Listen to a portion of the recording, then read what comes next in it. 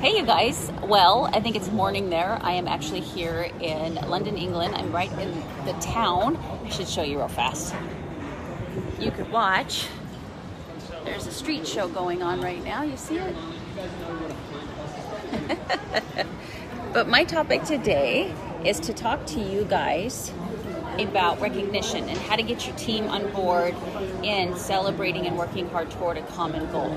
And so to make this really quick, I just want to share with you one of the first things that you want to do when you bring on a coach is to learn their personality. Hi, Dana. To learn their personality, like, you know, how do they receive recognition? What is the best way for them? Some people love receiving gifts. Some people love an outward recognition, like maybe a post. And some people are real quiet and would prefer you just to write them a handwritten note saying, I see the hard work that you're doing. So get to know your coaches really well and understand what drives them. For me, I've never been that, I don't need that public recognition. Thank goodness, because I don't get it much. But I don't get it, or I don't need it. But what I do like is that personal touch for someone to know me well enough to say, oh, you know, Melissa really likes Wizard of Oz, and then to send me something personal that's Wizard of Oz would mean so much to me because I knew they really got who I was. So know your coaches. You could always do those tests that they have, the personality test, the gym test. There's just so many out there, but find one that kind of works for you, is simple, and maybe share it with your coaches to really understand what it is that makes them feel special. Because in this business, in anything, but especially this business, because there's so much hard work up front before the income comes and before the public recognition through Beachbody comes, it needs to come from you. And you do it as often as you can, especially for somebody that might be working really hard, but their efforts aren't reflecting in Success Club yet, or sales, right? Or even rank. But you know they're working hard, and it's just a matter of time before it starts to catch up and everybody else starts to notice that they're being successful. You have to be the first person to recognize success in your coaches.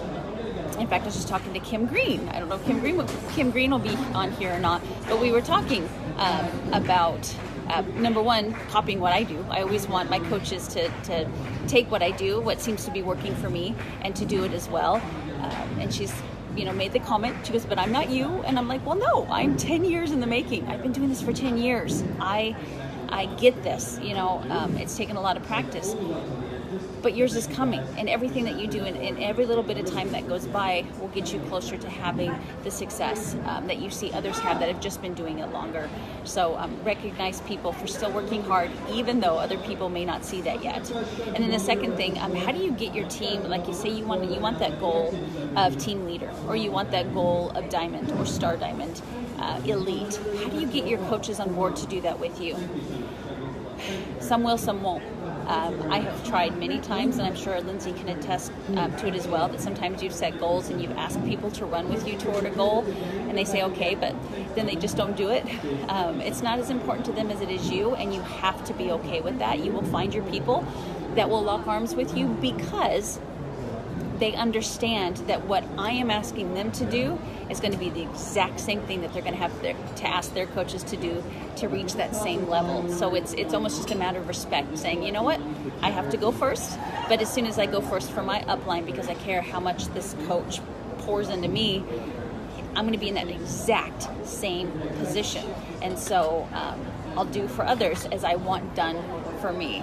So just reminding your coaches that, hi Karen, that I'm asking you to do things that you're going to have to be prepared to ask other people to do for you as well, and to be okay with that. I'm okay with asking for people to work a little bit harder to help this team hit a goal, because I know there's those people that grasp that concept are going to be the runners that I know are going to have to ask their coaches the exact same thing, and they're going to be prepared because they can say, I was in your shoes. I had to do this for my upline, and now I'm asking you to do it for your upline. And why?